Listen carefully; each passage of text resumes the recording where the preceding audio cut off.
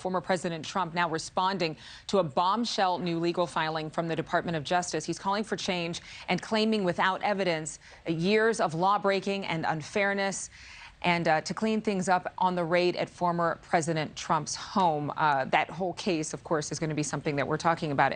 Overnight, federal prosecutors did make this rare move of releasing never-before-seen photos of these classified documents they say were seized during the search. Let's bring in Mark Reichel. He's a California-based attorney who argued the Supreme Court case, the United States versus Grubbs. That case involved the constitutionality of anticipatory search warrants. Mark, I know that given your expertise, what does this new Justice Department filing prove? It provides an awful lot of new detail about this photo and also obviously what's being led up to that search warrant executed this month.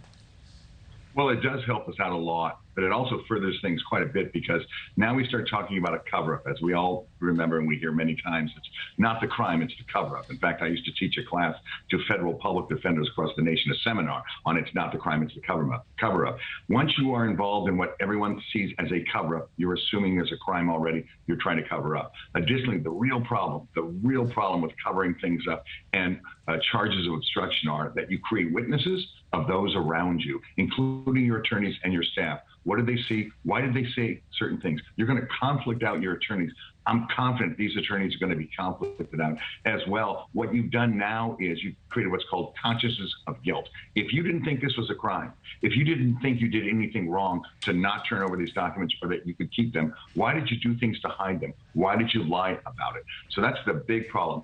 I believe what we're seeing now is that the Justice Department is really pointing out something, that the former president has really bad legal counsel giving him advice. I think they're just doing whatever he wants, whatever he says to do, they do, without thinking it through and the ramifications, because everything they do is permanent and stays there forever. But I have to ask you a question, kind of just to play the other side here. What do we know in terms of whether or not this was actually a crime? I mean, the claims itself make this presumption of guilt something that's in the ether.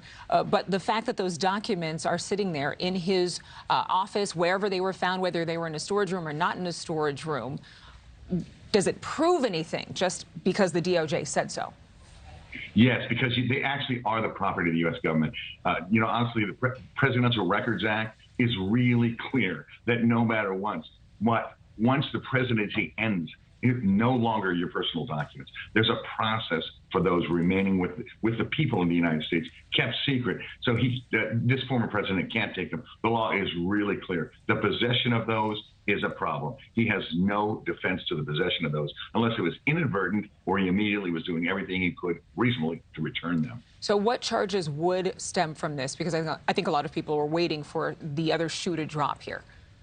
Well, the one is they're going to prove that these are stolen, whether or not that's a big crime or not, without the intent to maybe pass them on, to use them for espionage and so forth. The possession is a crime. It's not the most significant crime, but what were you going to do with them? If we can't answer that, the bigger question is, was there obstruction of justice here, which is a significant federal crime? Did you lie about having them? Did you lie about turning things over? Why did you hide them? Those things. So right now, we don't know a whole lot about the illegality of possessing them other than it's a crime. Not the biggest crime in the world, but what were you going to do with them? I don't know if they already have that evidence and they're waiting for another legal misstep from former President Trump and his legal team. Mark Reichel, thank you for being with us. Thank you very much.